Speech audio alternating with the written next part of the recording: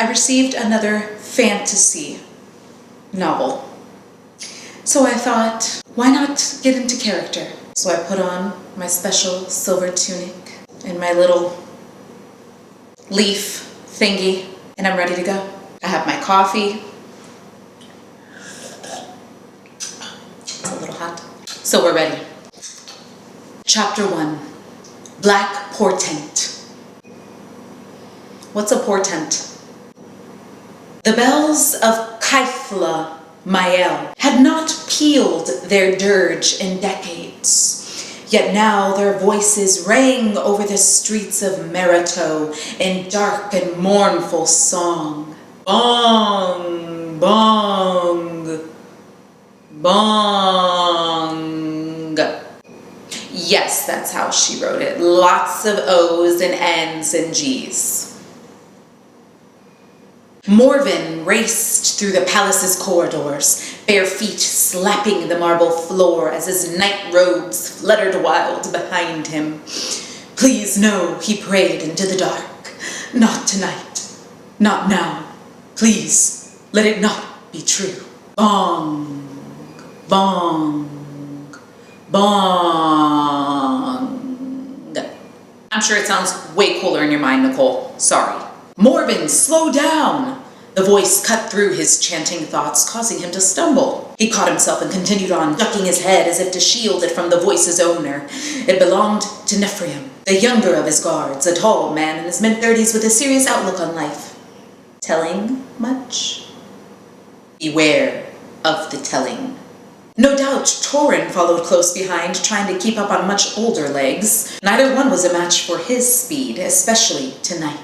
Especially with the song of those bells resonating through his bones. Please, my prince, wait! We only wish to help! Nephrium's pleads fell on deaf ears, though that didn't stop him trying. Didn't stop him from trying. Typos happen to the best of us. We have lanterns! No use yelling after him, said a second voice, and Morven knew he'd been right about Torin. The older guard sounded out of breath. Boy's got a flighty head on his shoulders and he's fast. Besides, he knows well what those bells mean. So do you. We'll never catch him at this rate, Nephrium panted. What if something happens to him? Tonight of all nights. It's our necks, not his. We'll catch him. He has to stop at some point, and until then he can handle his own. Besides, we know where he's going. Poor lad. Nephrium tried once more. Morven, just slow down a moment. Try to listen to reason. But Morven sped up, leaving the echoes of their voices behind. He liked his guards well enough, but he didn't want their company. Obviously. Not tonight. He didn't need their lanterns to light his way, or their words to ease his worry. They would only slow him down, and he must not slow down. Bong! Bong!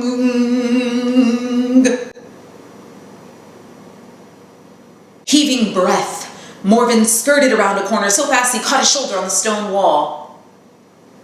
Ow! I've done that. Too many times. Sharp pain lanced through his arm. He ignored it, allowing it only to quicken his stride. The boy is desperate to get to wherever he needs to go. When last he'd heard the dark twins sing, he'd been but a lad of 3, and then their song had made him cry. Now at 28 he found he still wanted to. Please, let it not be. He pleaded with the shadows. Arns. Nicole, I know that you sent me the pronunciation for all of these names. I told you I was going to forget how to pronounce some. Sorry. Aern's teeth, please. Bong! That one was capitalized and it had 3 exclamation points. Morven threw himself around the last corner and skidded to a halt in front of the great black door just as the bell's final notes shivered in the air and faded to silence. The 2 guards beside the doorposts glanced at him, weary. He could have sworn he saw pity in their eyes, but they said nothing and he was grateful for it. Drawing in a deep, shuddering breath, he tried to collect himself. What do the bells symbolize? I'm gonna find out soon, hopefully. Please. His mind whispered the mantra over and over again. It cannot be. Let them be wrong. If only this once. Let this not be. Who died? And placing one hand on the door, the other on the Gilded? Gilded knob? What is gilded? I'll have to Google it. He pushed it open. The room beyond the door was darker than he ever remembered it. Thick, heavy drapes hung over the windows like funeral veils, blocking Erna's waning light. Morven had never seen the windows covered before. It made the large chamber feel stuffy and cluttered. Dark candles burned along the walls and sconces, yet instead of offering light and comfort, they seemed to drain it from all around them, leaving only sorrow and pain, and a thick, cloying scent. What's cloying? These are some really interesting words that I've never read or seen before. Might want to pick slightly more familiar ones. Just saying. For your not so well-versed, vocabularied up people, audience, readers, them. As greasy as it was, sickly sweet. He stepped forward into the room, drawing the door shut behind him and pulling up a section of his robe to protect his nose and mouth from the wretched smell. Someone died. I'm telling you, someone died. An inexplicable urge came over him to snuff the candles out, plunging the room into darkness. Somehow that felt more comforting than having the nasty things lit. Coffee break.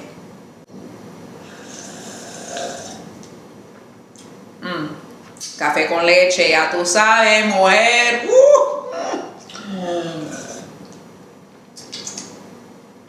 Yes, I'm Cuban. In the center of the room sat a large square bed, as gnarled, majestic, and immovable as an oak.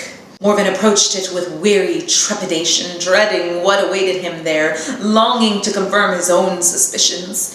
His memories of the bed had always been kindly, but now in the light of the baleful candles, it seemed to have transformed. Again, what is baleful?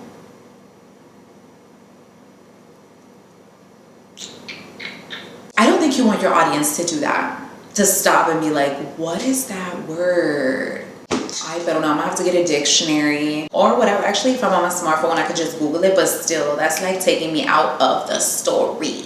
Just saying. In the light of the baleful candles, it seemed to have transformed. Gone were the red and gold brocade.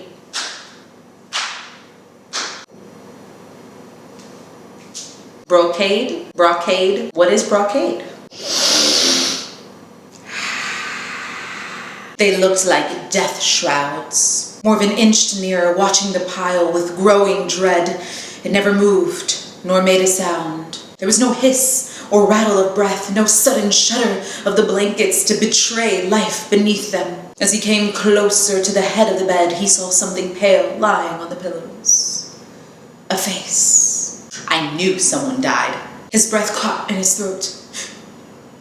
The face, framed in a mane of salt and pepper hair, was both familiar and strange in all the wrong ways. He knew it like he knew life, like he drew breath, but never so still. She's so dramatic. I love it. Never so pale, never so dead.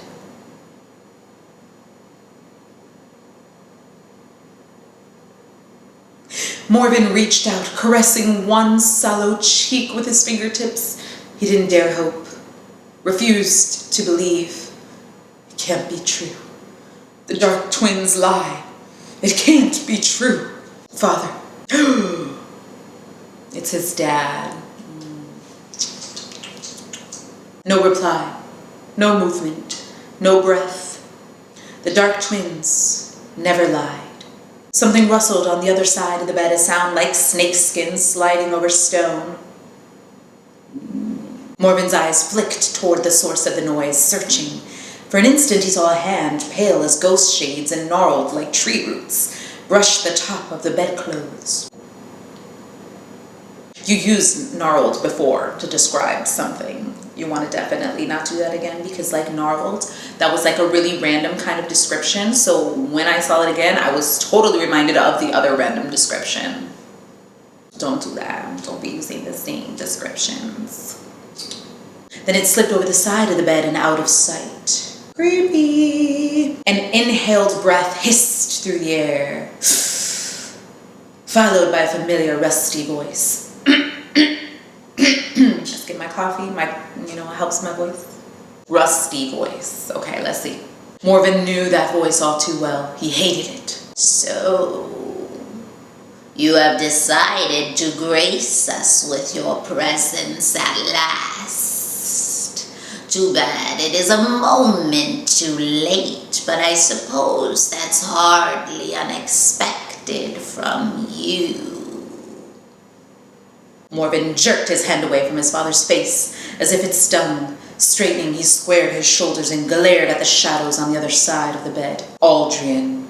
He growled the name through gritted teeth. Oh, okay. Aldrian. That was better? He growled the name through gritted teeth and did not regret the hate his voice implied. The same. The shadows shifted and a face came into the wan light, long, pale, and swept in a snow-white beard. A hooked and crooked nose perched like a vulture's beak over thin lips turned down in a perpetual look of disapproval, while black beady eyes glared out from beneath thick white eyebrows. The Lord High Arath scanned Morven's haggard appearance. Tousled hair, untied robe, and yesterday's wrinkled tunic and breeches, with barely veiled contempt before his gaze settled on Morven's face. Whew, that was a long sentence, girl. And I'm confused. Whose point of view is this? Is it omniscient? The fact that I'm confused means it's not clear enough. Aldrian's frown deepened, but he dipped his head. Prince Morven, he said. The words were civil, but only just. Morven sensed the loathing behind them. Or I suppose it should be king, now shouldn't it? Though I can't help but wonder if you're ready for such responsibility. Especially at so young and... He raised an eyebrow at Morven's attire. Impressionable in age. The burden of such a title usually falls on the backs of older, more mature men, those who can shoulder the responsibilities with strength, endurance, and dignity. Your father was just such a man, but I suppose in his, well, unfortunate absence, you will have to do. Dang! Woo! Talk about disrespect! Woo! Morven's jaw clenched so tight he was sure Aldrin could hear his teeth grinding. What are you doing in my father's chambers? I bet that guy killed his dad. I bet he killed his dad. What you should have been doing all along, Aldrin reprimanded. I stood with my king in his last hour when even his own son had forsaken him. I wonder how he felt about that in the end, knowing that his only son and heir to his throne could not be bothered to see him into the courts of Anwen. Oh, sorry, you told me it was Anwen. Anwen. Girl, I told you I was going to forget. Morven winced as the word struck home. His eyes stung, but he refused to cry. He would not give Aldrin the satisfaction. Besides, the tears were selfish, and that realization angered him. He didn't want their comfort or deserve the self-pity that would come with them. Instead, he drew himself up, squared his shoulders. You used squared his shoulders previously. Careful using the same action descriptions. And glared into the calculating eyes of the Lord High Arath. It took all his mustered will to keep his voice from shaking as he spoke. The words that came out felt mindless and stale. Thank you for your services, he said with measured respect.